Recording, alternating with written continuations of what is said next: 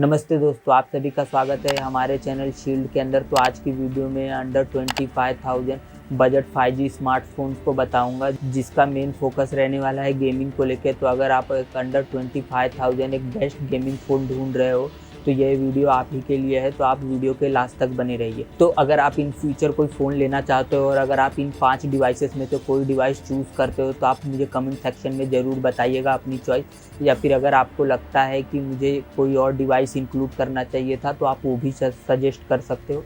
और अगर आपको किसी एक स्पेसिफिक टॉपिक के ऊपर वीडियो चाहिए तो आप वो भी मुझे कमेंट सेक्शन के अंदर बता सकते हो। तो चलिए हम अपनी वीडियो शुरू करते हैं। I'm the realest one that's repping, oh my God, if I die, I'm a legend when they lay me down to rest. Top 5 budget 5G smartphone के इस लिस्ट के अंदर मैंने डिवाइसेस को रैंक के हिसाब से किया है। 5वें रैंक वाला जो डिवाइस है वो लीस्ट प्रीफर रहेगा और जो फर्स्ट रैंक वाला डिवाइस रहने वाला है वो मोस्ट प्रीफर रहेगा। तो मैं अपनी इस लिस्ट की शुरुआत जो है 5th नंबर से करना चाहूँगा। तो अगर इस लिस्ट के मैं अगर 5th रैंक के डिवाइस की बात करूँ तो 5th रैंक पे हमें मोटोरोला का मोटो H50 नियो देखने के लिए मिलता है। अगर मैं इस फ़ोन के की स्पेसिफिकेशन की बात करूँ तो इस फ़ोन के अंदर जो हमें प्रोसेसर है वो डायमेंसिटी का 7300 प्रोसेसर देखने के लिए मिलता है, जिसका एंथुतु बेंचमार्क स्कोर हमें 6.7 लाख के आसपास देखने के लिए मिल जाता है। और अगर इसके डिस्प्ले की बात करूँ तो डिस्प्ले जो है इसका हमें 6.4 इंच का full HD plus LTPO OLED panel देखने के लिए मिलता है विथ 120 हर्ट्ज के रिफ्रेश रेट के साथ। और अगर इस फ़ोन के कैमरा की बात करूँ तो इसके अंदर हमें ट्रिपल कैमरा सेटअप देखने के लिए मिलता है, 50+10+13 मेगापिक्सल का, और फ्रंट में 32 मेगापिक्सल का सेल्फी कैमरा देखने के लिए मिल जाता है। और अगर इस फ़ोन के बैटरी की बात करूँ तो इस फ़ोन के अंदर हमें 4310 mAh की बैटरी देखने के लिए मिलती है, जो कि 68 वॉट के वायर चार्जिंग को सपोर्ट करता है और 15 वॉट के वायरलेस चार्जिंग को सपोर्ट करता है। अगर मैं इस फ़ोन के स्टोरेज टाइप की बात करूँ तो इसके अंदर हमें UFS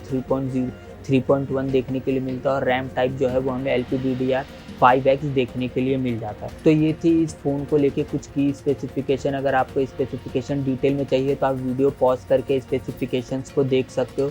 अगर मैं बात करूँ इस फ़ोन को 5th रैंक पे रखने का मेरा रीज़न ये था कि पहली तो इसके अंदर जो बैटरी है वो हमें कम देखने के लिए मिल रही है, और जो इसका प्रोसेसर है वो जो इसके आगे जो मैं डिवाइसेस बताने वाला हूँ उससे कम पावरफुल है, अगर आप सिंगल कोर मल्टी कोर सारे परफॉर्मेंस को इंक्लूड करते हो तो। और अगर इस फ़ोन के अगर मैं एडवांटेज की बात करूँ तो इस फ़ोन का जो डिस्प्ले है वो हमें बहुत ही ज़्यादा अच्छा देखने के लिए मिलता है, वो भी LTPO टेक्नोलॉजी के सपोर्ट के साथ, और इसके अंदर हमें IP68 की रेटिंग देखने के लिए मिलती है, और जो इसका कैमरा सेटअप है वो भी हमें बहुत ज़्यादा अच्छा देखने के लिए मिल जाता है। और अगर मैं परफॉर्मेंस की बात करूँ इसके प्रोसेसर को लेके तो वो भी हमें डिसेंसी देखने के लिए मिल जाती है। तो चलिए हम अपने नेक्स्ट फ़ोन की तरफ बढ़ते हैं। तो इस लिस्ट में 4th रैंक पे है नथिंग की तरफ से आने वाला नथिंग फ़ोन 2A। अगर मैं इस फ़ोन के की स्पेसिफिकेशन की बात करूँ तो इस फ़ोन के अंदर जो प्रोसेसर है वो मीडियाटेक का डायमेंसिटी 7200 प्रोसेसर देखने के लिए मिलता है, जो कि एक ऑक्टा कोर प्रोसेसर होने वाला है 4 नैनोमीटर बेस्ड के ऊपर। और अगर इसके डिस्प्ले की बात करूँ तो इसके अंदर हमें 6.7 इंच की full HD plus 10 bit flexible AMOLED display देखने के लिए मिलती है, जो कि 120 हर्ट्ज के रिफ्रेश रेट को सपोर्ट करता है।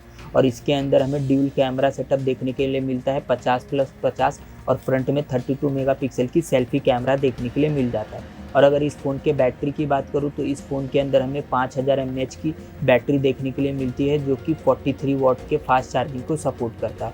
और अगर स्टोरेज टाइप की बात करूँ तो इसके अंदर हमें UFS 2.2 देखने के लिए मिलता है, और जो रैम टाइप है वो हमें इसके अंदर LPDDR4X देखने के लिए मिल जाता है।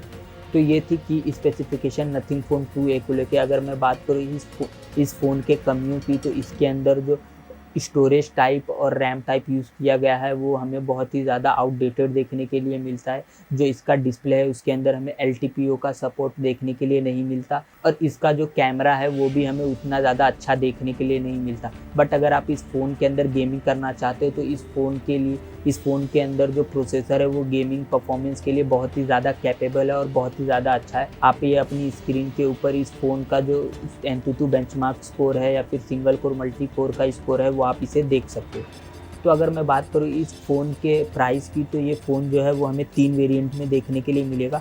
8GB 128GB जिसकी जो प्राइस रहेगी वो हमें 24,000 की देखने के लिए मिलेगी, और जो दूसरा वेरिएंट है 12GB 256GB जिसकी प्राइस हमें 28,000 देखने के लिए मिलेगी, और जो तीसरा वेरिएंट है जो कि 8GB 256GB वाला है, जिसकी प्राइस हमें 26,000 देखने के लिए मिलेगी। इस फ़ोन के ऊपर आपको 2,000 का कार्ड डिस्काउंट भी देखने के लिए मिल जाएगा। तो ये था हमारे लिस्ट का 4th डिवाइस। तो अगर मैं बात करूँ 3rd रैंक के डिवाइस की, तो 3rd रैंक के ऊपर मैंने 2 डिवाइसेस को इंक्लूड किया। एक तो है वीवो का T3 Pro और दूसरा है iQOO का Z9S Pro। इन दोनों डिवाइसेस को 3rd रैंक पे इंक्लूड करने का ये था कि इन दोनों डिवाइसेस के अंदर हमें सेम स्पेसिफिकेशन देखने के लिए मिलते हैं 100%। सिर्फ इसके अंदर ब्रांड का ही डिफरेंस है।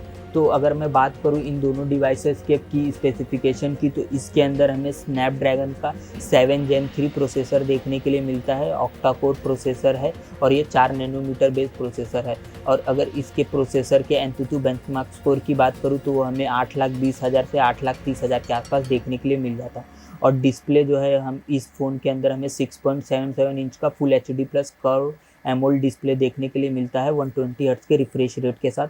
और कैमरा जो है वो इसके अंदर हमें ड्यूल कैमरा सेटअप देखने के लिए मिलता है जो कि 50+8 मेगापिक्सल का होने वाला है, और फ्रंट में हमें 16 मेगापिक्सल का सेल्फी कैमरा देखने के लिए मिल जाता है। और बैटरी इसके अंदर जो है वो हमें 5500 mAh की देखने के लिए मिलती है, जो कि 4th और 5th रैंक वाले डिवाइसेस से बहुत ही ज़्यादा है। और इसके अंदर हमें 80 वाट का फास्ट चार्जिंग का सपोर्ट भी देखने के लिए मिल जाता है। और अगर मैं इसके स्टोरेज टाइप की बात करूँ तो वो हमें UFS 2.2 देखने के लिए मिलता है, और रैम टाइप जो है वो हमें LPDDR4X देखने के लिए मिल जाता है।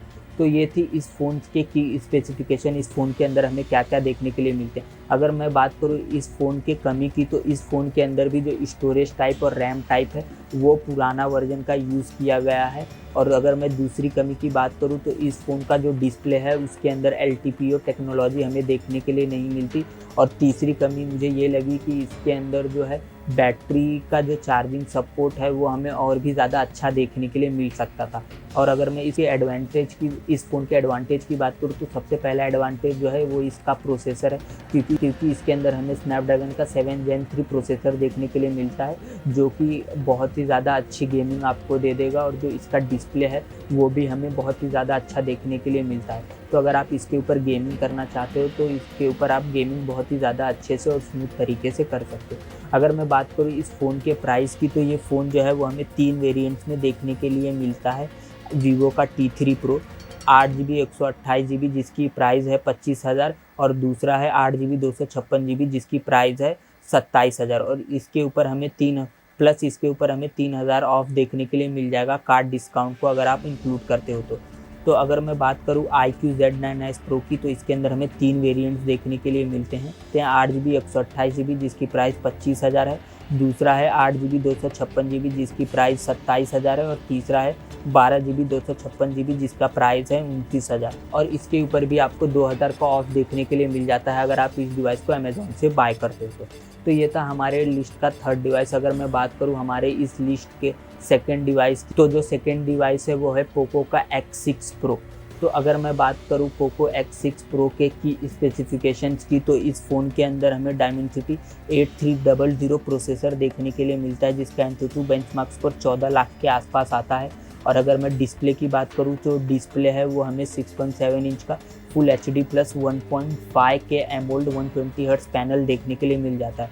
और कैमरा के लिए इसके अंदर हमें ट्रिपल कैमरा सेटअप देखने के लिए मिलता है, जो कि 64+8+2 मेगापिक्सल के कैमरा को सपोर्ट करता है, और फ्रंट में 16 मेगापिक्सल का कैमरा देखने के लिए मिलता है। और अगर मैं बात करूँ इस फ़ोन की बैटरी की, तो इसके अंदर हमें 5000 mAh की बैटरी देखने के लिए मिलती है, जो कि 67 वाट के फास्ट चार्जिंग को सपोर्ट करता है। और अगर मैं बात करूँ इस फ़ोन के UFS स्टोरेज की, तो उसके अंदर हमें 4.0 UFS देखने के लिए मिलता है, और रैम टाइप जो है वो इसके अंदर हमें 5X LPDDR5X देखने के लिए मिल जाता है। अगर मैं बात करूँ इस फ़ोन के एडवांटेजेस की, तो पहला तो इसके अंदर जो प्रोसेसर है वो हमें बहुत ही ज़्यादा पावरफुल देखने के लिए मिलता है। सेकंड जो इसका डिस्प्ले है वो इसके अंदर हमें अच्छा देखने के लिए मिलता है, वो भी 1.5 रिजोल्यूशन के साथ और 120 हर्ट्ज़ के रिफ्रेश रेट के साथ। थर्ड एडवांटेज इसके अंदर ये लगा कि इसका जो कैमरा है वो हमें बहुत ही ज़्यादा अच्छा देखने के लिए मिल जाता है। अगर मैं बात करूँ इस फ़ोन की कमी की, तो इस फ़ोन के अंदर वैसे तो मुझे कोई कमी देखने के लिए नहीं मिल रही है, अगर आप इसे सिर्फ एक गेमिंग परफॉर्मेंस के हिसाब से लेना चाहते हो तो अगर आपको लगता है कि इस फ़ोन के अंदर कोई कमी है तो आप कमेंट सेक्शन में मुझे बता सकते हो। तो चलिए हम अपने टॉप 5 लिस्ट के फर्स्ट डिवाइस की तरफ बढ़ते हैं। तो फर्स्ट रैंक पे आ रहा है पोको का F6 प्रो डिवाइस। इस डिवाइस को फर्स्ट रैंक पे इंक्लूड करने का मेरा सिर्फ मेन रीज़न ये था क्योंकि इस फ़ोन के अंदर जो प्रोसेसर यूज़ किया गया वो बहुत ही ज़्यादा पावरफुल है। इस फ़ोन के अंदर जो प्रोसेसर है वो हमें स्नैपड्रैगन का 8S Gen 3 प्रोसेसर देखने के लिए मिलता है, जिसका एंतुतु बेंचमार्क स्कोर 15 लाख के आसपास देखने के लिए मिल जाता है। और अगर इसकी बात करें इस फ़ोन के डिस्प्ले की तो इसके अंदर हमें 6.67 इंच की फुल HD प्लस 1.5 के 10 बिट डिस्प्ले देखने के लिए मिल जाती है, जो कि 120 हर्ट्ज़ के रिफ्रेश रेट को सपोर्ट करते हैं। और अगर कैमरे की बात करूँ तो कैमरा इसके अंदर हमें 50+8 मेगापिक्सल का ड्यूल कैमरा देखने के लिए मिलता है। फ्रंट में 20 मेगापिक्सल का सेल्फी कैमरा।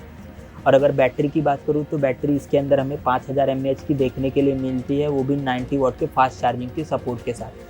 और अगर UFS स्टोरेज की बात करें तो UFS स्टोरेज जो है इसके अंदर 4.0 देखने के लिए मिलता है और जो रैम टाइप है वो इसके अंदर हमें LPDDR5X देखने के लिए मिल जाता है। तो ये थी हमारे फर्स्ट रैंक वाली डिवाइस, क्योंकि इसके अंदर जो प्रोसेसर यूज़ किया गया है वो बहुत ही ज़्यादा पावरफुल है। प्लस इसका जो डिस्प्ले है वो हमें 1.5 के वो भी 120 हर्ट्ज़ के रिफ्रेश रेट के साथ देखने के लिए मिल जाता है। और इसका जो बैटरी है वो भी हमें बहुत ही ज़्यादा अच्छा देखने के लिए मिलता है। तो ये सारी चीज़ें मिलके इस फ़ोन को फर्स्ट रैंक के ऊपर प्लेस करती हैं और ये फ़ोन जो है वो आपको बहुत ही ज़्यादा अच्छा गेमिंग परफॉर्मेंस दे देगा। अगर मैं बात करूँ इस फ़ोन के प्राइस और वेरिएंट्स की तो ये फ़ोन जो है वो हमें 3 वेरिएंट्स में देखने के लिए मिल जाएगा। आप डिस्प्ले पे देख सकते हो कि ये फ़ोन जो है किस प्राइस रेंज में मिलने वाला है और इसके ऊपर हमें क्या ऑफ़र देखने के लिए मिले। तो ये थी मेरी टॉप 5 डिवाइसेस। अगर आपको अंडर 25,000 एक गेमिंग फ़ोन चाहिए तो अगर आपको लगता है कि मुझसे कोई डिवाइस मिस हो गया है तो आप कमेंट सेक्शन में उसे इंक्लूड कर सकते हो। अगर आपको लगता है कि हायरार्की मैंने ऊपर नीचे कर दी है तो आप वो भी मुझे कमेंट सेक्शन में बता सकते हो। और अगर आपकी तरफ से कोई वीडियो के लिए सजेशन है तो वो भी आप कमेंट सेक्शन में बता दीजिए। मैं ट्राई करूँगा कि उसके ऊपर मैं वीडियो बना के जल्द से जल्द अपलोड कर सकूँ। तो चलिए बस आज की वीडियो में इतना ही। आशा करता हूँ कि आपका दिन शुभ हो। मिलते हैं हम अपनी नेक्स्ट वीडियो में। वीडियो के लास्ट तक बने रहने के लिए धन्यवाद।